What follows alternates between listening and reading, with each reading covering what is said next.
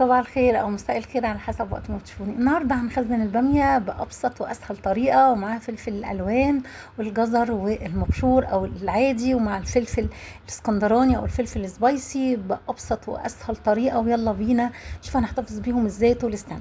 جبت الباميه وغسلتها كويس جدا، وابتديت ان انا اصفيها في مصفة المكرونه العاديه. ابتديت بعد كده لما اصطفت ابتديت ان انا اقمعها زي ما انتم شايفين.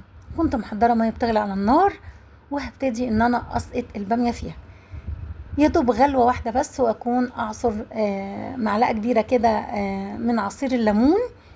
وهبتدي ان انا احرك الباميه من فوق لتحت عشان مستوى الحراره يوصل للباميه كلها. هنا بعد كده بقى هبتدي ان هي تاخد غلوه واحده بس، واحطها في الميه اللي بتلج. الميه ام تلج زي ما عودتكم ما تبقاش دافيه ابدا، يعني اول ما تبقى دافيه هغيرها واحط ميه تاني بتلج، او ميه من الحنفيه اغيرها مرتين تلاتة، مفيش مشاكل.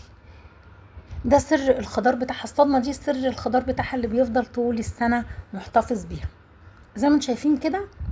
وهبتدي ان انا برضو احطها في المصفى تاني يا ريت ما تصفى كويس. اما الباميه الويكا يا دوب العيدان الكبيره او القرون الكبيره بخرطها زي ما انتم شايفين كده، واحطها في الاكياس زي ما هي. هنا الجزر المبشور ببشره او بعمله حلقات للحمه، او جزر المبشور للسنجاري، للسمك السنجاري، للعصاير، مفيش مشاكل. بينفع معايا طول السنه للسلطه، للكبسه زي ما انتم شايفين. والفلفل برضو بخرطه ما بضيفش عليه اي حاجه، بحطه في الاكياس سواء حامي او الاسكندراني.